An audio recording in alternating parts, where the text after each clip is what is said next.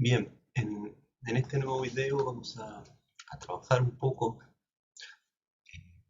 algunas de las memorias implícitas y algunos ejemplos de memorias implícitas y las estructuras involucradas en ellas.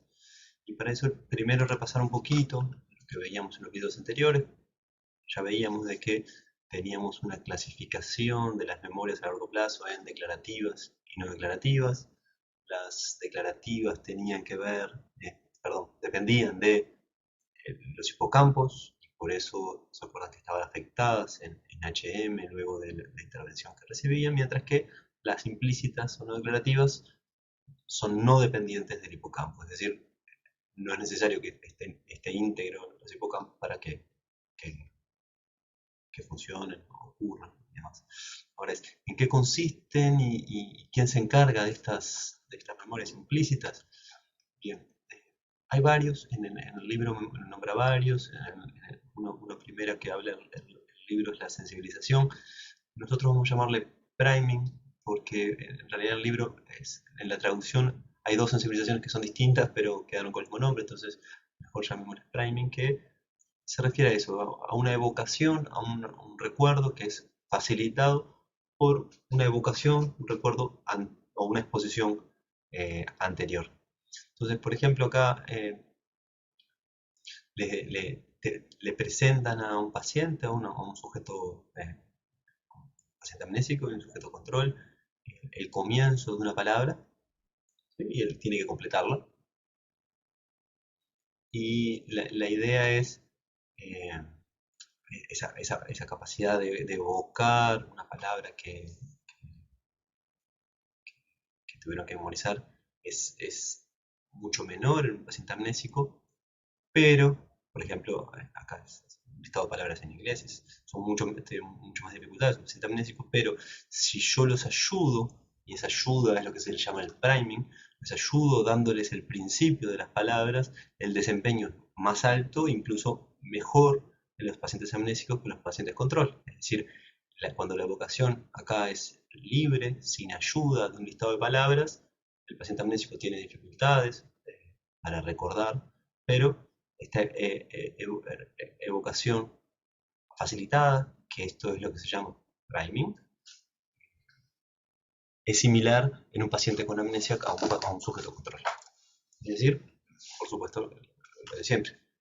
Este priming no es dependiente de los hipocampos y lo que se sabe que este priming es dependiente de las cortezas. Bien, por otro lado tenemos lo que se llaman hábitos y procedimientos.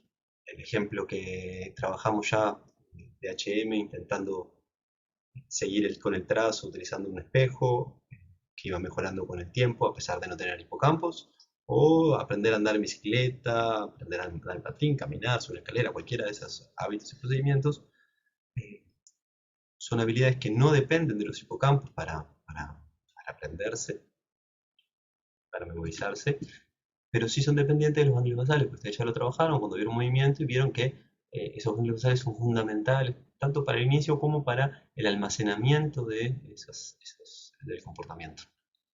Bien, por otro lado tenemos otro tipo de memorias implícitas como es el condicionamiento, seguro usted esto les suena de lo trabajaron, seguramente lo están trabajando en otros cursos de ahora en psicología, el típico condicionamiento clásico del perro que aprende a asociar la campana con el alimento y por tanto luego solo frente al estímulo no condicionado de la campana ya aumenta la salivación, es decir, termina aprendiendo, generando una memoria y aprendiendo a que la campana predice el alimento. O el ejemplo que está abajo, que por ejemplo es un sonido que predice un choque eléctrico de una rata y que esa rata, luego de exponerla sucesivamente a sonido contra el choque eléctrico, va a, frente al sonido, quedarse muy quieta, es un freezing como respuesta, porque es una respuesta de miedo, porque se viene el choque eléctrico. Entonces, ese condicionamiento, vamos a hablar de un condicionamiento emocional, en este caso, más vinculado al miedo, a un daño, a un estímulo nocivo, no emocional, y ¿Por qué? Porque van a depender de estructuras distintas, mientras el condicionamiento emocional va a depender de las amígdalas, que las vamos a trabajar un poco más en la unidad que viene, porque tiene que ver con las emociones, son muy relevantes en las emociones, sobre todo las emociones negativas. Y por otro lado, el no emocional tiene que ver con el cerebelo, que ustedes ya también lo trabajaron en el movimiento, que tenía que ver con el equilibrio, todo el procesamiento de la información vestibular, y también sabemos que es importante para el aprendizaje condicionado. Eh, por otro lado, hay memorias implícitas más sencillas todavía que estas que estuvimos trabajando, y estas son muy relevantes, son unos ejemplos clásicos que vamos a trabajar un poquito más a detalle en el siguiente video. Y esto que está acá, esto es un molusco, es una especie como de babosa de mar que tiene un sifón, tiene una branquia para poder respirar debajo del agua. Y la idea es que, a pesar de ser un organismo tan sencillo, también aprende, también tiene memorias. Y hay dos grandes memorias que tiene, que fueron investigados, y después vamos a ver que Candle recibe el premio Nobel por esto, que es si le tocan la branquia, perdón, el sifón a- a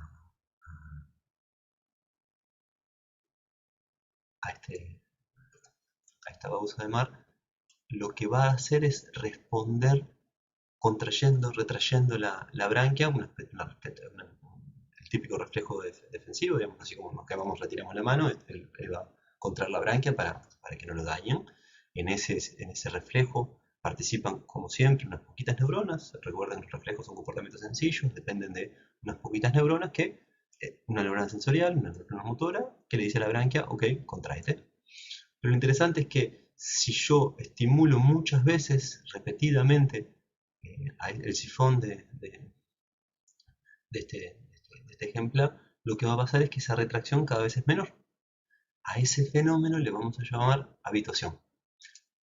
El organismo se habitúa a la estimulación, y cada vez, ven que acá lo que hago es repetir la estimulación, cada vez en la sinapsis entre la neurona sensitiva y la neurona motora, ocurre una liberación de menos cantidad de neurotransmisores, y por tanto ocurre una contracción menor de la branquia, una respuesta menor. A eso le vamos a llamar la habituación. Como la estimulación repetida genera una respuesta cada vez menor en el tiempo. Pero también tenemos un fenómeno opuesto, que es el de sensibilización. Al parear, al presentar juntos este estímulo, por ejemplo, el tocarle el sifón, con un choque eléctrico suavecito en la cola, a la babosa esta de mar, lo que va a pasar es un fenómeno contrario, sensibilización. En vez de disminuir la respuesta con la estimulación sucesiva, lo que tenemos es una respuesta que es mucho más grande frente al estímulo táctil en el sifón. E incluso esa respuesta exagerada se mantiene a lo largo de varios días, en este caso incluso por 7 días. ¿Eso qué es? Eso es memoria. Es un memoria y por supuesto aprendizaje, pues un cambio de comportamiento. Antes, en realidad, frente a un estímulo respondía poquito y cada vez menos, acá responde muchísimo y por muchos días. Entonces, como idea, en un organismo tan sencillo como esto, como una babosa que tiene poquitas neuronas, tenemos ejemplos de aprendizaje y memoria muy relevantes y muy fáciles de estudiar.